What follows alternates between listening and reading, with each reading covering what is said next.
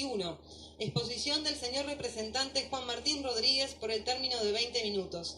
Le damos la palabra al diputado Juan Rodríguez. Muchas gracias, presidenta. Quisiera agradecerle a usted y al plenario de la Cámara que en la jornada de hoy nos da la oportunidad de hacer referencia y expresarnos justamente sobre las masivas protestas ocurridas en la isla de Cuba hace justamente hoy 2 años, cuando conmemoramos un nuevo aniversario de esas emblemáticas y masivas protestas en la isla. Las protestas del 11 de julio fueron un grito desesperado por el cambio en el país. El 11 de julio de 2021, miles de personas cubanas salieron espontáneamente a las calles, en decenas de ciudades, para protestar en números no vistos de hace décadas. La gente participó en las protestas exigiendo un cambio en las condiciones de vida en Cuba. Las protestas respondieron no solamente a la escasez de alimentos, objetos de higiene personal y medicinas, los constantes apagones y la falta de electricidad, sino también respondieron a las restrictivas medidas que había tomado el gobierno para controlar los contagios de COVID-19 y a la histórica política de represión del Estado, que ha violentado por décadas la libertad de expresión y reunión pacífica. A pesar de tratarse de manifestaciones pacíficas, las autoridades respondieron con represión y criminalización en distintos grados a casi todas las personas que encontraron protestando. Durante las protestas y en las semanas posteriores a ellas, las autoridades detuvieron a cientos de personas de forma arbitraria, sin informar a sus familiares de su paradero. Mantuvieron bajo extrema vigilancia a activistas y periodistas independientes y realizaron cortes de internet a la población. Las autoridades cubanas reprimieron la protesta usando viejas tácticas de control. Una de las principales tácticas empleadas por las autoridades para reprimir la protesta y silenciar a las personas que piensan diferente fue el uso de las detenciones arbitrarias. La situación del artista y defensor de derechos humanos Luis Manuel Otero Alcántara, uno de las 6 personas nombradas prisionero de conciencia en 2020, representa muy bien cómo operan estas tácticas, ya que fue detenido después de anunciar que se uniría a las protestas y casi un año después fue condenado a 5 años de prisión, solo por ejercer su derecho de libertad de expresión. Estas tácticas para silenciar las críticas al gobierno no son nuevas, presidente, sino que responden a décadas de políticas de represión que han puesto en práctica las autoridades cubanas. Además de detenciones arbitrarias, estas tácticas incluyen la interrupción del servicio de internet, violaciones al debido proceso, malos tratos y juicios injustos a puertas cerradas. Las autoridades cubanas también recurren a la intimidación y a vigilancia constantes, usando agentes de seguridad para estos fines, como lo documentara la organización de Amnistía Internacional en noviembre del año 2021, en el marco de las protestas del 27 de septiembre. Sus intentos de silenciar las voces diversas llegan al punto de intercambiar la libertad por el exilio, como le ocurrió a Esteban Rodríguez y a Hamlet Labastida, quienes también fuesen nombrados presos de conciencia por Amnistía Internacional. El gobierno cubano sostiene erróneamente que sus acciones son legítimas. A pesar de utilizar delitos inconsistentes con el derecho internacional, como desórdenes públicos, desacato e instigación a delinquir, para criminalizar a quienes protestaron, las autoridades cubanas insisten en que la forma en que reprimieron las protestas fue adecuada. El mismísimo dictador Miguel Díaz-Canel convocó a los defensores del régimen a combatir de forma violenta en las calles a las protestas, que se habían unido a las manifestaciones, debido a que, según la versión oficial de los hechos, las protestas atentaron contra el orden constitucional y la estabilidad del Estado socialista naturalmente, presidente. Sin embargo, los hechos hablan por sí solos. Al momento, en la actualidad, se sabe que más de 1000 personas permanecen privadas de libertad, solo por expresar su descontento con la situación del país. La comunidad internacional sigue denunciando la preocupante falta de libertad de expresión en Cuba. Sin embargo, y a pesar de los esfuerzos enérgicos de gobiernos y organizaciones internacionales, el gobierno cubano se niega a permitir la entrada a organismos internacionales y organizaciones independientes de derechos humanos para que puedan documentar la situación de los derechos humanos en el país, especialmente la situación que enfrentan las personas detenidas arbitrariamente. Si bien a 2 años de las protestas las condiciones dentro de la isla no han mejorado, han salido a la luz relatos que ilustran la valiente resistencia de cientos de activistas, periodistas, familiares de manifestantes detenidos injustificadamente y personas de todos los ámbitos que han unido sus voces para continuar luchando por sus derechos. Periodistas y activistas han salido de sus casas para continuar cumpliendo su rol de defensa y protección de sus derechos. Familiares se han mantenido en firmeza ante detenciones arbitrarias, amenazas y multas. Las madres de las víctimas, presidente, han creado videos virales exigiendo a las autoridades que actúen para solucionar la profunda crisis económica a la que enfrenta el país. Y justamente, señor presidente, con la autorización de la Cámara y la previa coordinación con la interpartidaria, hemos de solicitar que se proyecte un video de poco más de 5 minutos, que forma parte del tiempo de nuestra intervención, donde se recoge justamente un testimonio de una madre de 2 hijos, que fueron detenidos arbitrariamente por el régimen cubano por el solo hecho de expresar su discrepancia, su contrariedad y sus diferencias con el régimen cubano.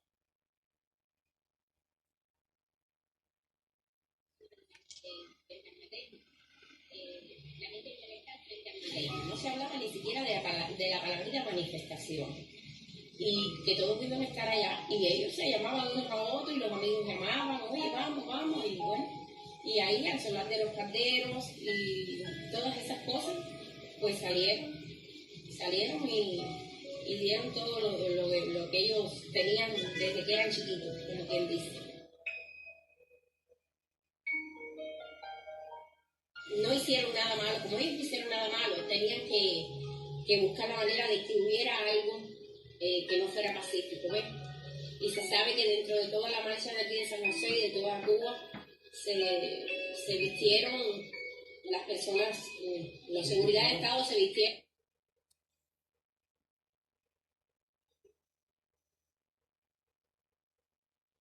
de civiles normales y se metieron dentro de la manifestación, y uno intentó darle a Gordito, que se ve, yo tengo los videos completicos de cómo le dieron así un piñazo y él fue a defenderse así, los amigos lo controlaron y nada, y siguieron diciendo libertad, todos los que estaban al lado de él, y se ve muy claro cómo la seguridad le alcanza la bicicleta al muchacho que le mandaron a darle el piñazo. A nadie en la marcha le pasó nada, y sin embargo le pasó a él, y después, un poquito después, le pasa a Nadir. Lo que ellos tenían que fabricarle a Jorge y Nadir, tenían que esperar días, porque no pudieron ese día fabricarse. No había nada como para llevarse la policía, ¿ves? Porque no cometieron ningún delito. Eso fue un domingo, el lunes Nadir salió a buscar la gelatina a su hija, que estaba enferma, y lo cogió la policía, se lo llevaron, lo investigaron como 4 horas, y le pusieron un acta de advertencia, y Nadir estaba aquí en la casa. 6 días después entonces vinieron a buscarlo para una entrevista, de la cual entonces más nunca regresaron. Todavía no estoy esperando aquí en mi casa. Si no llega a ser porque yo llamo, a mí nadie me llamó para decir que mis hijos estaban detenidos. Los muchachos estaban en la prisión. infección del SIDA. Primero que todo, lo llevaron y los torturaron. Principalmente Nadir, a los golpes que hicieron en la pared, uno al lado del otro, tirados, y los golpearon a Nadir, le dieron golpes por todos los lados, hasta que cayó al piso, sus espejuelos volaron. Fue muy triste la situación. Y su hermano al lado, le decían con una mala palabra, no mires. Nadir no podía ver a su hermano cuando le estaban dando los golpes, no podía ver a Nadir cuando le daban los golpes. Yo no supe nada de ellos en ese momento. Yo después más tarde a Nadir le da la COVID, porque imagínense, con un vaso tomaban 20. Estuve sin oírlos y sin verlos 106 días. Horrible. Los ojos de estos muchachos no eran los míos, para nada. Nadir quizás había bajado algo de peso, pero el perrito, como era más fuerte, más gordo, estaba casi igual que Nadir. Fue algo terrible. Esos días aquí mi nuera perdió ella le daba el pecho al niño y lo perdió, porque los disgustos fueron muy grandes. Nosotros estábamos aquí muy solos, estábamos en COVID, se sabe que en el tiempo de la COVID hubo todos estábamos separados, pero nosotros estábamos más separados que nadie, yo creo, porque aquí a esta casa no venía nadie, nos abandonó todo el mundo. Fue muy triste. El miedo une a todos los cubanos cuando hay un problema serio así de política como esta. Cartas, nos ponían cartas por debajo de la puerta diciendo que controlara a mi esposo, que no denunciáramos tanto, que era peor para los muchachos, que todas esas cosas. Una obra de teatro. Los muchachos vinieron, enchaquirados también. Los vi cuando fui a pasar para el baño, los vi llenando un vasito de agua así. En un cuartito chiquito, eso fue muy triste para mí. Yo he sido muy fuerte. En este tiempo yo he sido muy fuerte porque tengo que ser fuerte por ella, con mis hijos, con mis nietos. Pero Dios me ha dado la fuerza. Los vi y a mí se me impactó. Después más tarde a mí me subió la presión porque oí tantos disparates y tantas cosas. Decía que nadie había empujado al hombre que lo iba a ir por el cuello, que entonces era que nadie lo había empujado, que había corrido, se había enredado una bandera. Miren, las cosas más terribles que usted puede ver en la vida dijeron allí. Y inclusive el abogado se portó muy bien y preguntó, y bueno, y si hicieron todas esas cosas, ¿por qué no se lo llevaron ese día? Entonces dijeron que no había orden de llevárselo ese día.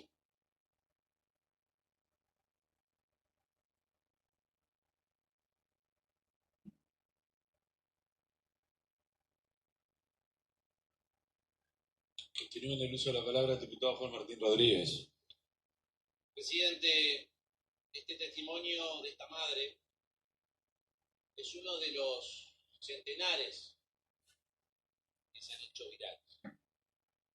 Una madre que reclamó por sus hijos, que reclama por sus hijos, que no hicieron otra cosa que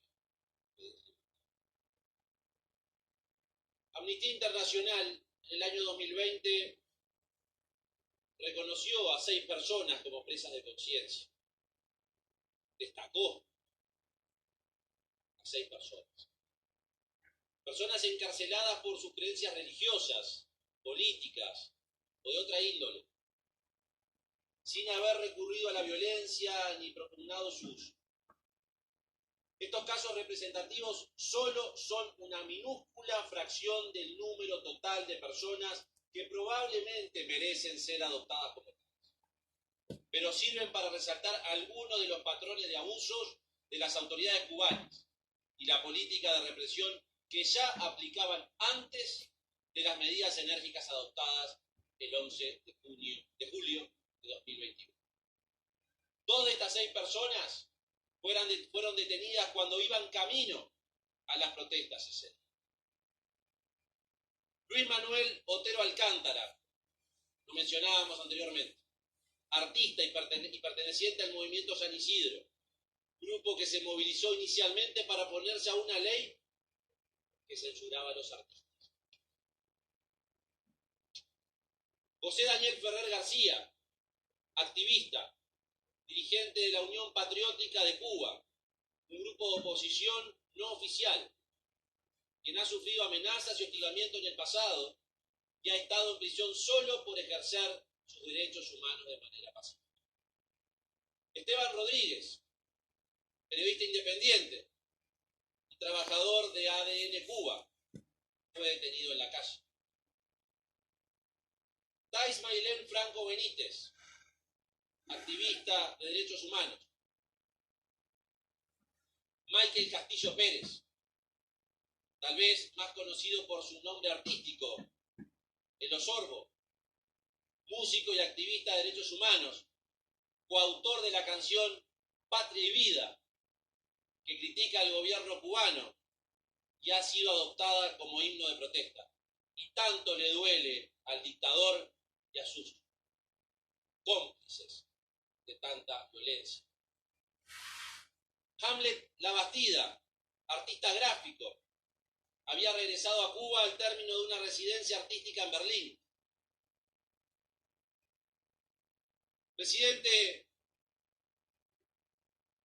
con fecha 30 de junio de 2023, la organización Prisoners Defenders publicó una lista de prisioneros políticos de Cuba, la cual contiene 1.047 prisioneros políticos y de conciencia, quienes han sufrido condenas judiciales o disposiciones de limitación de libertad por parte de la Fiscalía sin supervisión judicial ni defensa alguna, en flagrante violación de la ley internacional que ampara el debido proceso y la defensa efectiva. Lista que cada mes hacen pública y distribuyen en todos los ámbitos. Solo en los últimos 6 meses, esta lista se incrementó en 113 nuevos prisioneros políticos. Actualmente, los menores que siguen estando en la lista de prisioneros políticos son 31 niños y 4 niñas, es decir, un total de 35 menores. Los que cumplen sentencia, 32 de ellos, o están siendo procesados penalmente, 3 de ellos. De dicha lista, 211 manifestantes han sido acusados por sedición y al menos 209 han sido ya sentenciados a un promedio de 10 años de privación de libertad cada uno. 10 años de privación de libertad por el solo hecho de pensar distinto. La cifra de mujeres prisioneras actualmente asciende a 116, que incluye, en este caso, a varias mujeres trans, las que siguen aún con autos y condenas políticas y encarceladas entre los hombres. 806 convictos de conciencia, 212 condenados de conciencia y 29 por otros delitos. Así se componen esos 1047. Pero además se reconocen más de otros 11.000 civiles, jóvenes negros en su inmensa mayoría, no pertenecientes a organizaciones opositoras, con penas de entre 2 años y 10 meses, que sufren condenas predelictivas, es decir, sin delito alguno cometido en grado de tentativa. Presidente, es conocida nuestra opinión en contra del régimen cubano, régimen que ha sido la célula madre de otros regímenes del continente, como el venezolano y el nicaragüense, de los cuales, sobre todo de este último, varios parecen que han optado por mirar para el costado y no defender. Lamentablemente siguen protegiendo. En América, y especialmente en Uruguay, siguen habiendo sectores del sistema político que defienden a la dictadura cubana. Nosotros, presidente, como defensores de la libertad, como defensores de los derechos humanos, y en esa lucha no existen fronteras, lo que le decimos al dictador Díaz-Canel y a sus defensores en el continente y en América, lo mismo que dice la canción Patria y Vida: que nos siga corriendo la sangre por querer pensar diferente, ¿Quién le dijo que Cuba es de ustedes si mi Cuba es de toda mi gente? Muchas gracias. Gracias a usted, diputado. Le solicitamos a quienes se encuentren en las barras que no está permitido hacer gestos de aprobación o desaprobación sobre la oratoria de los diputados. Continuando con la lista de oradores, tiene la palabra el diputado Nicolás Viera. Gracias, presidente. Bueno, una vez más nos convoca la situación de Cuba. Yo creo que esto no es nuevo en este Parlamento. Y en buena medida, señor presidente, obedece a la realidad política del Uruguay desde hace muchísimas décadas. Naturalmente, nuestra vida política interna tiene en su génesis el debate público, en su conformación de ideologías, buena parte de lo que pasa en nuestro continente y en el mundo, porque formamos parte del planeta y por tanto no podemos escapar a esa realidad. Yo creo que con el correr del tiempo hay algunos temas que gravitan más que otros, y hablar de Cuba hoy naturalmente no es lo mismo que hablar de Cuba en los 70, en los 80, en los 90. Y ese proceso que ha vivido el pueblo cubano lo hemos vivido todos y cada uno de los que nos encontramos en este recinto de diferente manera.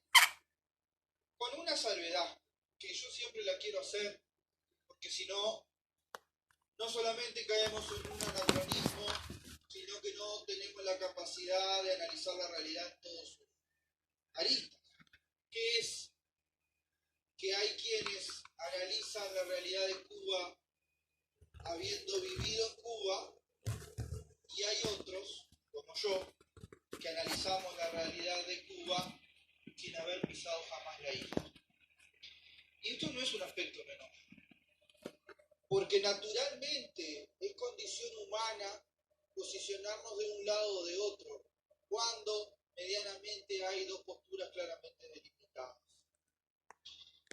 Y yo celebro, señor presidente, el tono y la coherencia con que se ha hecho esta intervención primaria del señor diputado Juan Martín Rodríguez. No obstante esto, debo decir que estoy en sus artículos de pensamiento y de calificativos. Y voy a explicar por qué. Siento la necesidad de decir lo que pienso como integrante de la bancada del Frente Amplio, como integrante de la bancada del Espacio 609 y del Movimiento de Participación Popular, pero también es cierto que hoy estamos hablando de este tema porque el disparador fueron las palabras del señor representante. Y yo sinceramente siento, señor presidente, que muchas veces tenemos temas y memoria personal o colectiva que es bastante selectiva, porque a casos iguales los tratamos de formas diferentes.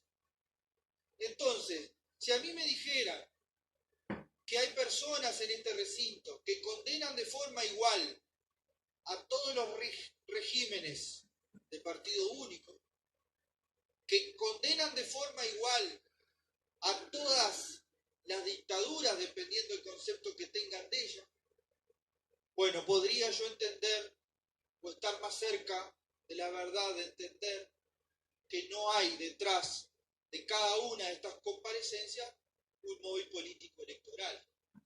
Porque si recurrentemente discutimos sobre el mismo asunto y le damos vuelta a la noria sabiendo que nunca nos vamos a poner de acuerdo, no tiene otro cometido esa intervención que defender una causa a sabiendas de que es una causa que nos desune.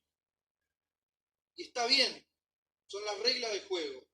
No las comparto, pero las acepto. Y con esto quiero decir, señor presidente, de que yo he sido muy crítico con el gobierno nacional desde el día 1, y siempre traigo el mismo ejemplo a colación.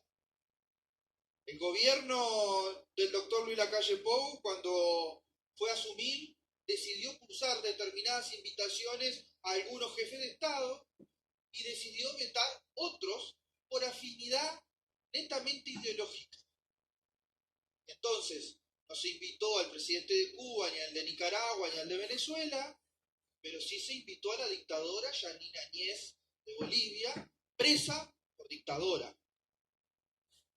Entonces, cuando entramos en la doble vara de medir la moral, de medir el concepto de democracia, de medir el concepto de dictadura, nunca nos vamos a poder poner de acuerdo. Entonces, yo lo que siento, señor presidente, más allá de que todos somos animales políticos y nos encanta el debate y nos encanta el intercambio, y a quienes nos gusta la materia internacional aún más, es que nos volcamos a debates estériles, porque discutir hoy sobre la realidad de Cuba, sobre el impacto que eso puede tener, sin ni siquiera plantear una sola medida, aunque sea solidaria, de acompañamiento al pueblo cubano, de acuerdo a lo que sufre, no importando de qué lado de la vereda nos coloquemos, estamos transitando un debate que ya sabemos que no va a tener resultado. Porque ni siquiera, como Estado uruguayo, logramos cumplir con nuestras responsabilidades a la hora de atender a los compatriotas, hermanos cubanos que llegan a nuestro país, por una cuestión de derechos humanos, no ya por una cuestión ideológica, por quién se inclinan más o menos o por quién van a votar o dejar votar en el futuro. Entonces yo preferiría entrar en el debate sobre el camino de qué podemos mejorar como nación vecina. Porque siempre recuerdo un mismo concepto que para mí es norte y guía. La solidaridad de los partidos de izquierda y progresista del continente, la solidaridad de los movimientos sociales y sindicales es para con los pueblos, no para con los gobiernos. Y en ese sentido debemos tener claro que tenemos la libertad de decidir por motus propio, sin que venga ningún titiritero a mandarnos y a decirnos lo que tenemos que pensar, y sin que venga ningún imperio a decirnos las decisiones soberanas que nuestro país debe tomar. Y yo creo, señor presidente, por lo que estoy diciendo, que en definitiva, cuando hablamos de dictaduras, cuando hablamos de regímenes de partido único, cuando hablamos de comunismo, cuando hablamos de socialismo, esos fantasmas de la Guerra Fría que aún quedan en nuestro entorno,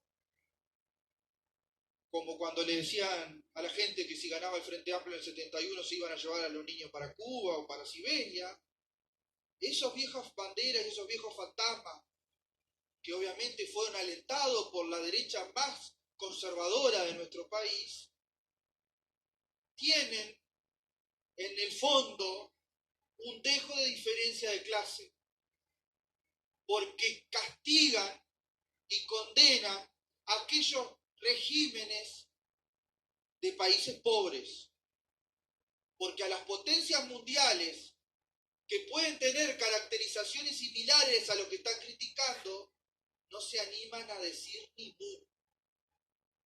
Entonces la doble vara se vuelve a ver y esa doble vara se quiebra. Por eso es que intento razonar por lo que sería un sentido común, que es buscar caminos de acuerdo, aunque sea difícil.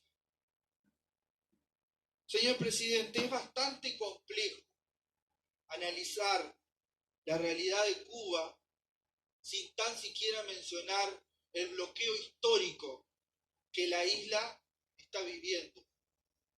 Y no lo vive el gobierno de Cuba y el presidente circunstancial. Lo está viviendo y sufriendo y padeciendo cotidianamente desde hace décadas el pueblo cubano. El aislamiento, aquella vieja teoría que nos enseñó Eduardo Galeano con las venas abiertas de América Latina, que sigue tan latente como nunca, con otras caracterizaciones del siglo XXI, donde Cuba sigue siendo un agente importante en ese núcleo de razonamiento. Entonces, pensar a Cuba sin entender que muchas de las decisiones que se toman allí por su pueblo y por las autoridades tienen características propias de un pueblo sufrido y condenado por décadas, es bastante miope el análisis que se realiza. Y además, señor presidente, estoy convencido que el pueblo cubano, con todo su padecimiento, con todos sus derechos a reivindicar lo que piensa y a manifestarse como le parezca, es un pueblo históricamente solidario con los países del mundo. Y lo ha demostrado en África, lo ha demostrado en América, lo ha demostrado en Europa. Y lo ha demostrado en nuestro país, que siempre ha tenido los brazos abiertos para recibir a todos los inmigrantes que encontraron en nuestra patria un lugar de acogida. Lo tuvieron los europeos de mediados de 1800, lo tuvieron los rusos con Valle Ordóñez a principios de 1900, y hoy, en pleno siglo XXI, lo siguen teniendo compatriotas venezolanos, cubanos, que vienen aquí a encontrar un nuevo porvenir. Uruguay no discrimina a nadie, los recibe con las puertas abiertas para que vengan a gozar de lo que ellos entienden que es una democracia plena. Ahora bien, yo eso lo acepto, lo reconozco, lo admiro y entiendo que no le pedimos credenciales ideológicas en la frontera para saber qué es lo que piensan. Pero también nos hemos encontrado con algunos grupos organizados de esos ciudadanos que vienen a buscar acogida a nuestro país, que no tienen para con algunos ciudadanos, y en especial para con algunos ciudadanos que defendemos causas de izquierda, el mismo gesto. Y yo hoy, con la sinceridad que me caracteriza, quiero traerlo a colación. Máxime cuando hay gente en las barras escuchando lo que estoy diciendo. Porque reivindico la soberanía de esta república que me honra en formar parte, y agradezco a la vida infinitamente haber tenido la suerte de haber nacido en este pequeñito país del sur, y quizás por eso sea que tenemos este nivel de diálogo, este nivel de intercambio, este nivel de afecto. Pero también, señor presidente, creo oportuno decir hoy que alardear de nuestras condiciones democráticas también conlleva compromiso. Y en lo que va de la rendición de cuentas y en instancias anteriores, una de las cuestiones de público conocimiento que ha salido en varios medios de comunicación tiene que ver con que principalmente ciudadanos cubanos están llegando a Uruguay y tienen serios problemas para hacerse de su documentación por el doble visado de Brasil. Y si hay tanta voluntad política de ayudar a ese pueblo que llega a nuestro país, ¿por qué no se resuelve? Entonces, una cosa es el discurso y otra cosa son los hechos y la voluntad política que debería existir. Porque, señor presidente, después no va a ser el Frente Amplio quien utilice de botín electoral a ese núcleo de ciudadanos. Ya anda algún ministro por ahí comprometiendo su voluntad de firmar pasaportes y documentación en lugares que no corresponden. Entonces, presidente, Creo que estas instancias son muy buenas desde el punto de vista discursivo y de intercambio intelectual, pero poco ayudan a mejorar la realidad del pueblo cubano que sigue sufriendo y padeciendo un bloqueo histórico, calamitoso y absolutamente repudiable. Gracias, presidente. Gracias a usted, diputado. Continuando con la lista de oradores, tiene la palabra el diputado Martín Elgue. Gracias, presidente. Para comenzar, dice que el bloqueo es falso, pero como el tema de hoy son las manifestaciones del 11 de julio, me voy a centrar en eso. Pero no quería una mentira repetida 1000 veces, no pasa a ser verdad. Decir que luchar por la libertad ajena, presidente, reafirma la nuestra. Y es por eso quienes tenemos profundas convicciones democráticas y en nuestro lugar de presidente del Comité Uruguayo por la Democracia en Cuba, tratándose un tema como el de hoy, estábamos obligados a dejar alguna reflexión, diciendo además que suscribimos todo lo dicho por el diputado Juan Rodríguez. Si usted lo permite, me gustaría pasar un videito de unos pocos segundos como introducción a mi palabra. Adelante.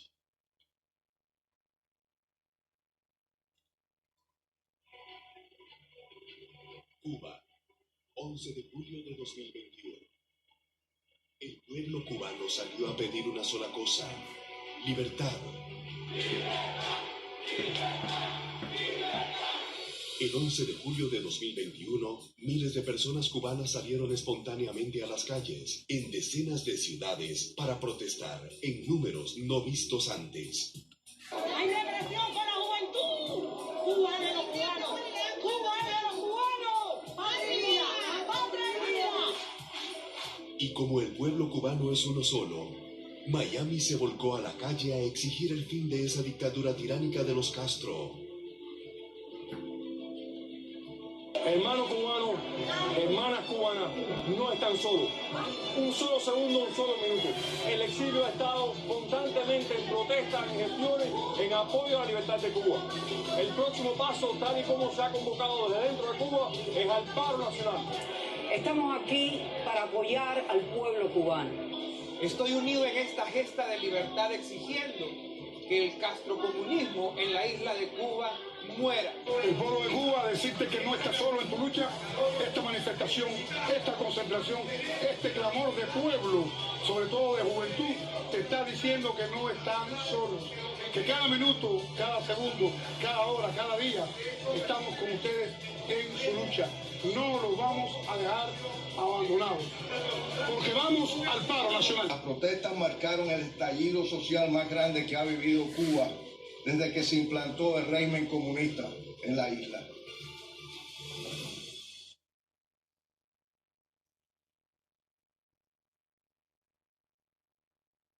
Continúa en uso de la palabra el diputado Martínez. Gracias, presidente. Así es como vivían los cubanos de dentro de la isla y de la diáspora y del exilio las manifestaciones del 11 y del 12 de julio del 2021. Hace pocos días asistíamos